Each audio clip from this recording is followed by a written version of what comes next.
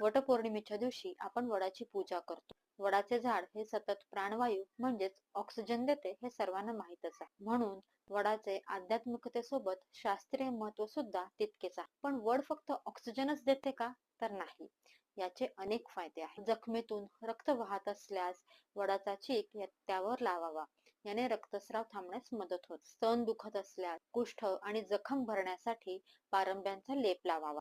उलटी जुलाब होत असेल तर सालाचा काढा करून पिल्याने उलटी जुलाब कमी होण्यास मदत होते. सांधेदुखी होत असेल तर वडाची पाने तव्यावर गरम करून सांध्यांवरती ठेवल्याने दुखणे, सूज कमी होते.